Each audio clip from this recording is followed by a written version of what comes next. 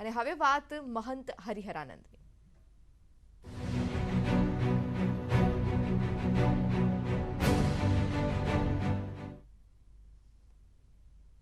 મહામંડલેશ્વર હરિહરાનંદ ભવનાથ પહોંચ્યા। નાસિકથી મળી આવ્યા હતા હરિહરાનંદ। પોલીસ સુરક્ષાની સાથે ભારતી આશ્રમ પહોંચ્યા। હરિહરાનંદ બાપુએ ભારતી બાપુની પ્રતિમાને કર્યા ફૂલહાર।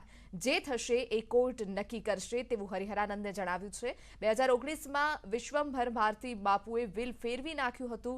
ઋષિ ભારતી બાપુ પર તેઓએ આક્ષેપો લગાવ્યા છે।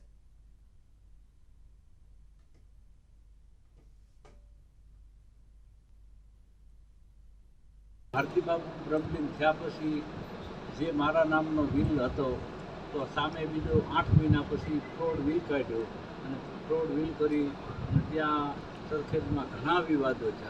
પ્રોપર્ટી માટે વિવાદો કરવા મારે માટે ઉચિત નહોતું લાગતું, એટલા માટે હું આ બધું કરું। વિવાદ કરી અને કોઈ નામ આપીને ફાયદો નથી। જે સંપત્તિ સરખેજની છે એના દ્વારા જે તકલીફ થાય છે એ વ્યક્તિ જ કરાવનાર છે।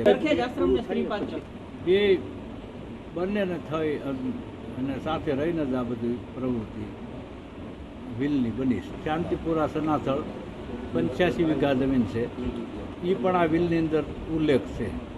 તો છતાંય હું એ પણ દેવા શાંતિપુરાવાળી જમીન દેવા તૈયાર હતો। સાથે સાથે ટ્રસ્ટીઓ નહોતા માનતા, કારણ ટ્રસ્ટીઓને મારા ગુરુજીએ ના પાડેલી કે તમે આ કરતા નહીં। ટ્રસ્ટીઓ એના વિરોધમાં, ટ્રસ્ટીઓને ગાળું ગલોજ કરી મારવા દોડ્યા, એટલે ટ્રસ્ટીઓ પણ વિરોધમાં છે। ભારતી આશ્રમના ગુમ થયેલા મહામંડલેશ્વર હરિહરાનંદ બાપુ સહી સલામત મળી આવતા તેમના અનુયાયીઓ અને સંતોએ રાહતનો શ્વાસ લીધો।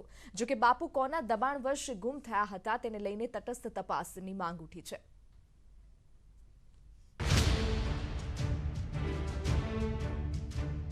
આ દ્રશ્યો વડોદરા ક્રાઇમ બ્રાન્ચના છે, જ્યાં હરિહરાનંદ ભારતી બાપુની થઈ રહી છે પૂછપરછ। એ હરિહરાનંદ ભારતી બાપુ જે 30 એપ્રિલથી ગુમ હતા અને પોલીસ 4 દિવસથી શોધખોળ કરી રહી હતી, પરંતુ અચાનક તેઓ વડોદરા ક્રાઇમ બ્રાન્ચ સમક્ષ હાજર થયા। પોલીસની પૂછપરછમાં બાપુએ આરોપ લગાવ્યો કે સંપત્તિ વિવાદમાં દબાણને કારણે તેઓ આશ્રમ છોડી ભાગી ગયા હતા। પોલીસના જણાવ્યા પ્રમાણે 30 એપ્રિલે વડોદરાની કપુરાઈ ચોકડી ખાતેથી એક ટેમ્પોમાં બેસીને નાસિક જતા રહ્યા હતા। નાસિકમાં બાપુના જ કોઈ અનુયાયી તેમને વડોદરા લઈને આવ્યા છે। એ અગાઉ એમના તરફથી વિડીયો વગેરે આવેલા હતા કે આશ્રમની જમીન બાબતે વિવાદ ચાલતો હતો, એને લીધે તે ખૂબ માનસિક દબાણ અનુભવતા હતા અને એ દબાણના અંતર્ગત જ એ આ બધું છોડીને એ નાસિક તરફ લોકો દ્વારા એમને ધાકધમકી મળેલી છે। આ બાબતે અમે આગળ એમનું પૂછપરછ કરીને પછી નિવેદનમાં જે નામ ખુલે એ પ્રમાણે તપાસ। હરિહરાનંદ ભારતી બાપુ છેલ્લા કેટલાક દિવસથી તણાવમાં છે અને ગુમ થયા ત્યારથી કંઈ જ ખાધું પીધું ન હોવાથી સારવાર કરાવ્યા બાદ તેઓ મીડિયા સમક્ષ નિવેદન આપશે એવો દાવો ભારતી આશ્રમના ટ્રસ્ટી ધર્મેન્દ્ર પ્રજાપતિએ કર્યો છે। સમયને સંજોગો વસાહત પ્રમાણે આગળ ચાલશે। બાપુ આજે નિવેદન નહીં આપે, સાજા થયા પછી નિવેદન આપશે, અમે તમને જાણ કરશું। સંસ્થાઓમાં નાની મોટા વિવાદો થતા આવતા હોય અને એ વિવાદોમાં આવું ચાલતું હોય, પણ કોઈ પગલું વધારે પડતું બની ગયું હોય તો બાપુએ આ પગલું લીધું છે અને બાપુ એમની જાતે મળી ગયા છે તો પાછા આવી ગયા છે। બાપુના ગુમ થવા પાછળ સરખેજ આશ્રમનો વિવાદ હોવાનો ખુદ હરિહરાનંદ બાપુએ ગુમ થયા પહેલાના વિડીયોમાં જ ખુલાસો કર્યો હતો। આ તરફ નર્મદાના ગોરા આશ્રમના સાધુએ એવો આરોપ લગાવ્યો કે ઋષિ ભારતી બાપુ હરિહરાનંદ બાપુને હેરાન પરેશાન કરતા હતા। પલટવાર કરતા ઋષિ ભારતી બાપુએ પોતાને પણ જીવનું જોખમ હોવાની આશંકા વ્યક્ત કરી। मेरे गुरु भाई है ऋषि भारती, उसने सब बापू का ऊपर प्रेशर डाला और सब गुंडे को भी कह के बापू के ऊपर પ્રેશર ડલવાયા।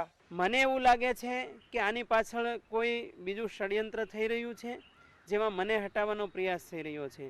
એટલા માટે 15-20 દિવસ પહેલા પણ અહીંયા 70 માણસો લઈને હુમલા થયેલા છે મારા ઉપર અને એમાંથી હું સુરક્ષિત બચ્યો છું। સ્પષ્ટપણે છેલ્લું વિલનામું મારા નામનું છે। સાચું છે કે ખોટું છે એ તો કોર્ટ સાબિત કરશે।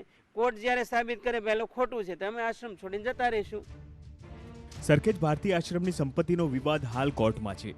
હરિહરાનંદ ભારતી બાપુ જૂથનો દાવો છે કે બ્રહ્મલીન થતા પહેલા વિશ્વંભર ભારતી બાપુએ બનાવેલી વિલમાં હરિહરાનંદ ભારતી બાપુને ઉત્તરાધિકારી દર્શાવ્યા છે, ત્યારે ઋષિ ભારતી બાપુનું જૂથ ઋષિ ભારતીને ઉત્તરાધિકારી ઠેરવી રહ્યું છે। સમગ્ર વિવાદ વચ્ચે હાલ હરિહરાનંદ ભારતી બાપુને જૂનાગઢ ભારતી આશ્રમમાં રાખવામાં આવ્યા છે। અંકિત ગોંસીકર, ન્યૂઝ 18 ગુજરાતી, વડોદરા।